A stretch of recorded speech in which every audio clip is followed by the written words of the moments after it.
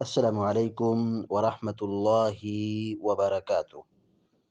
الحمد للہ رب العالمین والعاقبۃ للمتقین والصلاة والسلام علی اشرف الانبیاء والمرسلین نبینا محمد وعلی آلہ وصحبہ اجمعین ومن تبعهم بإحسان إلى يوم الدين أما بعد، فعن عائشة رضی اللہ تعالی عنہا قالت كان النبي صلى الله عليه وسلم إذا صلى ركعتي الفجر اضطجع على شقه الأيمن، متفق علیہ۔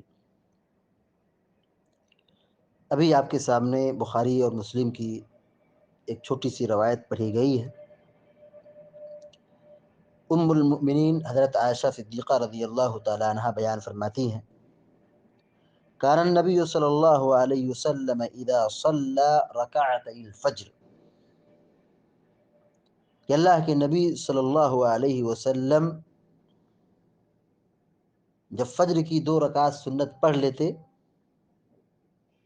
اضطجع على شقه الایمن،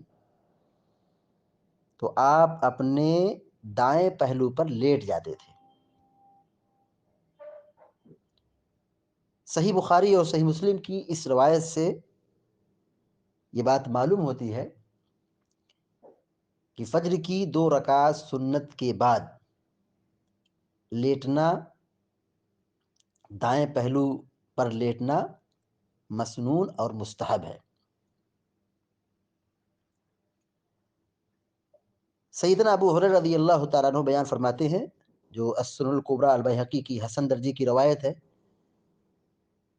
سیدنا ابو ہریرہ رضی اللہ تعالیٰ عنہ بیان فرماتے ہیں کہ رسول اللہ صلی اللہ علیہ وسلم فجر کی سنتوں اور فجر کے درمیان دائیں پہلو پر لیٹ کر فاصلہ کیا کرتے تھے، یعنی یہ آپ کا عمل دائمی تھا۔ فجر کی سنت اور فجر کی فرض نماز کو کیسے فرق کرتے تھے، کیسے فاصلہ کرتے تھے؟ بیچ میں لیٹ جاتے تھے، سنت پڑھ لیے، لیٹ گئے، اس کے بعد پھر اٹھے، فجر کی نماز ادا کی، آپ نے نماز پڑھائی۔ السنن الکبریٰ نسائی کی حسن درجے کی روایت ہے۔ سیدنا ابو ہریرہ رضی اللہ تعالیٰ عنہ بیان فرماتے ہیں کہ اللہ کے نبی صلی اللہ علیہ وسلم فجر کی سنتیں ادا کرنے کے بعد دائیں پہلو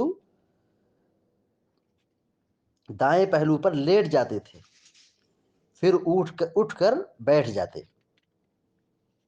اس سے بھی پتہ چلتا ہے کہ آپ صلی اللہ علیہ وسلم فجر کی 2 رکعت سنت کے بعد لیٹتے تھے۔ غیلان بن عبداللہ رحمہ اللہ بیان کرتے ہیں کہ میں نے عبداللہ بن عمر رضی اللہ تعالی عنہما کو دیکھا کہ انہوں نے فجر کی 2 رکعت سنت پڑھی، پھر لیٹ گئے۔ یہ مصنف ابن ابی شیبہ کی صحیح روایت ہے۔ محمد ابن سیرین رحمہ اللہ کہتے ہیں کہ ابو موسیٰ اشعری، رافع بن خدیج، انس بن مالک رضی اللہ تعالی عنہم اجمعین، یہ تینوں صحابہ اکرام ہیں، ان کا کیا عمل تھا؟ کانوا یضطجعون بعد رکعتي الفجر،